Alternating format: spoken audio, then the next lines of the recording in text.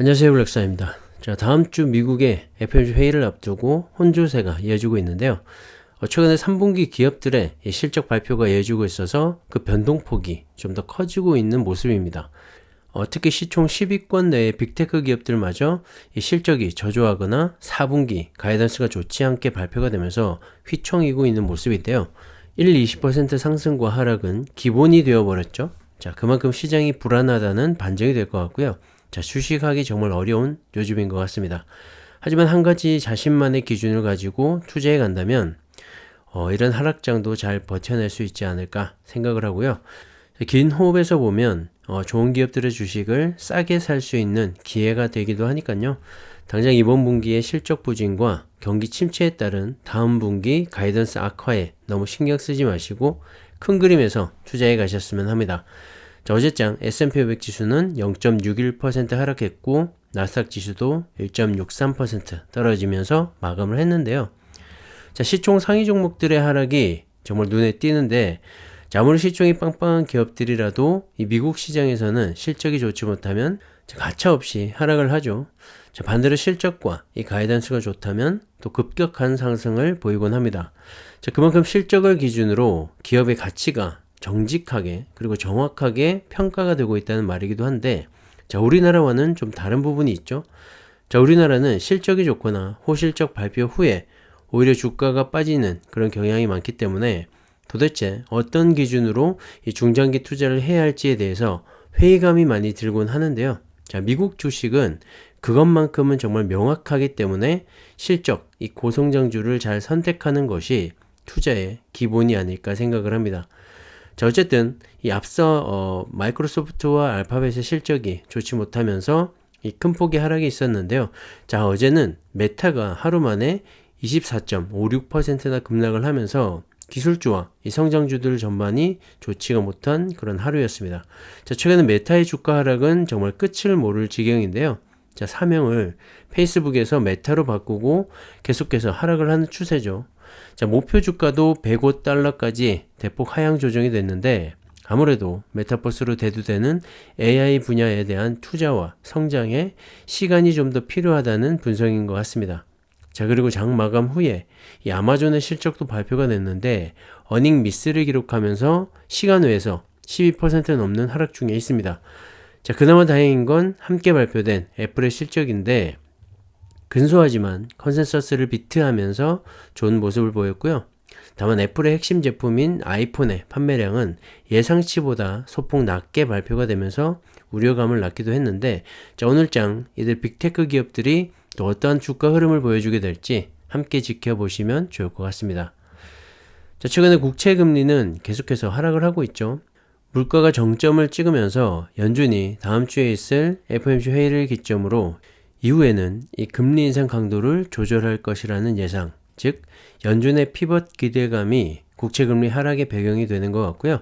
또 하나, 이 최근에 강달러가 지속이 되고 있었는데 이 달러 인덱스 역시 최근에 좀 꺾이면서 주식시장이 반등할 수 있는 길이 만들어지고 있죠. 자, 개인적으로도 기대가 되는데 아직까지는 설레발 치면서 좋아할 정도는 아니니까요. 자, 그래도 1년 가까이 힘들었던 시장을 생각해보면 11월을 기점으로 찐 반등을 기대해봐도 좋지 않을까 생각을 합니다. 자, 10년물 국채금리는 4% 아래까지 떨어져서 3.934를 기록하고 있고 2년물 국채금리 역시 4.6%를 넘는 고공행진을 이어오다가 4.303까지 떨어졌습니다. 하지만 2년물과 10년물의 이 장단기 국채금리 역전 현상은 4개월째 이어지고 있어서 경기 침체에 대한 우려감은 여전히 있는 상황인데요. 자, 하지만 이 올 한 해 동안 긴 주가 조정 속에 이런 경기 침체에 대한 우려도 어느 정도 선반영은 되지 않았나 생각을 합니다. 자, 보통 주가는 6개월을 선행을 하죠. 자, 그렇기 때문에 연준의 금리 인상 속도 조절이 시작이 되면 시장은 또 강한 반등이 나올 수 있다고 생각을 하고, 내년 초 중순쯤 이 금리 인상을 멈추게 되거나 경기 침체로 인해서 오히려 금리 인하 얘기가 흘러나온다면 시장은 또 어떻게 반응을 하게 될지 아무도 모를 일입니다. 자, 역사적으로 시장은 강세장과 약세장의 반복으로 우상향을 해왔고요. 자, 약세장을 잘 이겨낸 사람만이 큰 수익을 올릴 수 있다고 생각을 합니다. 자, 경기 침체가 이 시장에 마냥 좋지 않은 건 아니고요. 그로 인해서 금리 인하와 부양책 등이 나올 수가 있기 때문에 아이러니하지만 시장은 또 상승을 하기도 합니다. 자, 그럼 우리는 어떻게 해야 할까요? 네, 지금은 주식을 팔 때가 아닌 더 많이 모아갈 때라고 생각을 하는데, 자, 이런 하락장에 수량을 늘려놓게 되면 상승장을 만났을 때 그 시너지 효과가 더 크게 나타나게 됩니다. 사실 하락장에서는 재미가 없죠.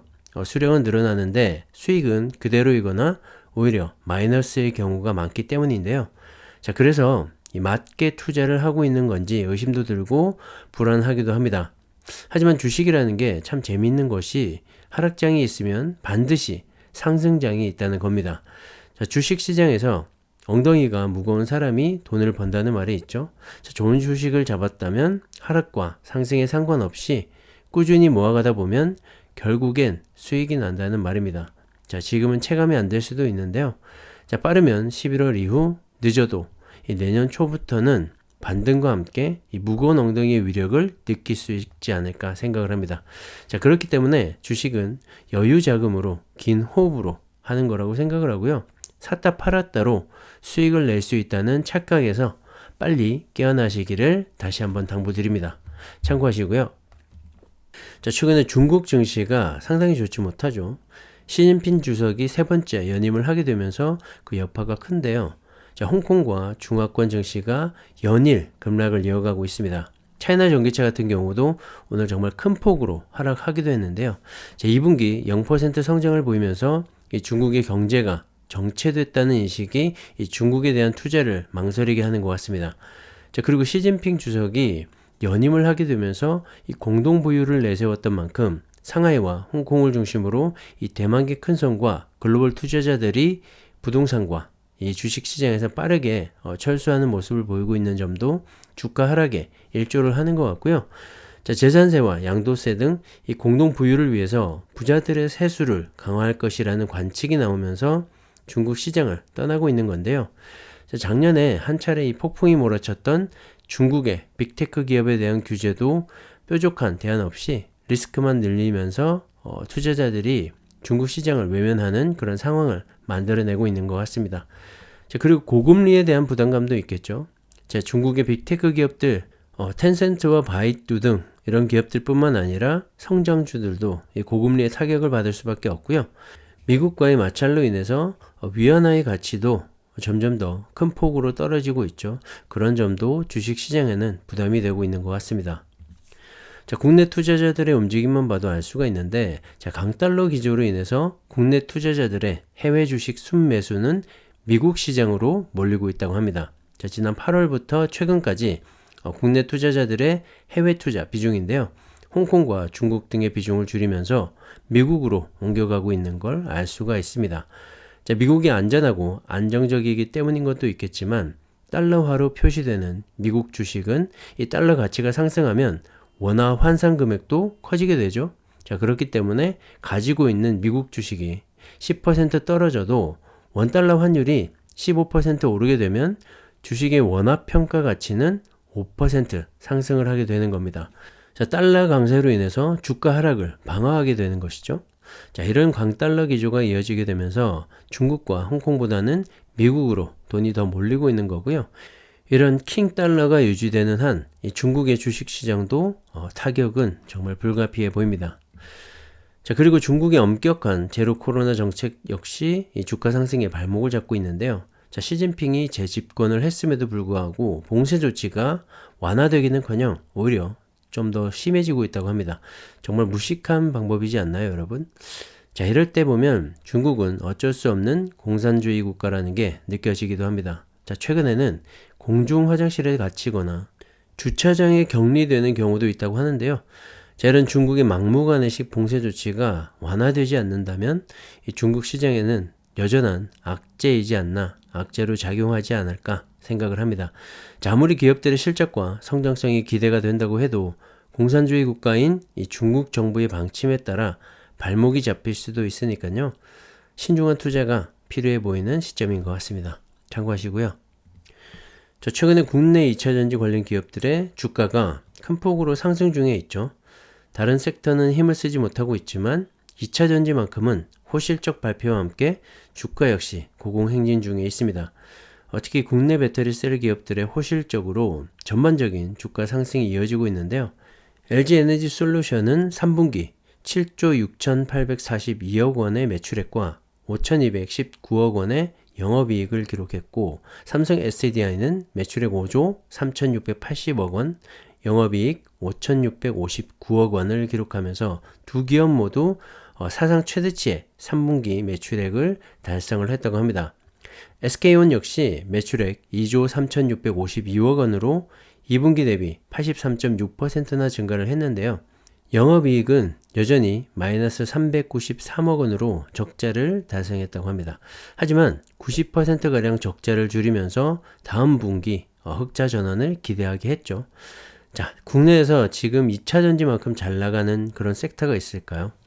제가 항상 말씀드리는 거지만 미국 주식과 함께 국내는 이 2차전지 기업들에 대한 투자만 하시면 좋을 것 같습니다. 앞으로 최소 10년간 대한민국을 먹여 살릴 미래 먹거리라고 생각을 하고요.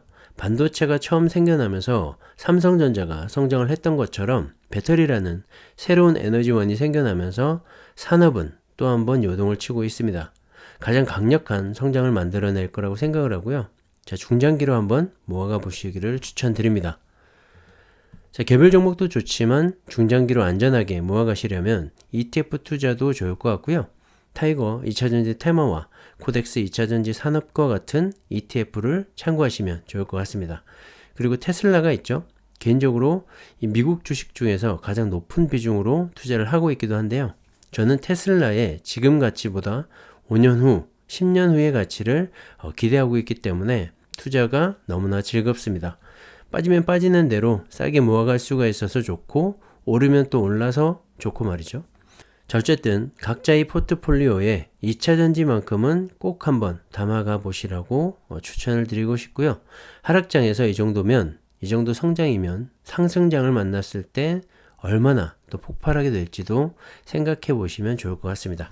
자, 개인적인 생각이니까요. 참고만 하시고 여러분의 투자에 도움이 되었으면 합니다. 자, 오늘은 여기까지 하겠습니다. 감사합니다.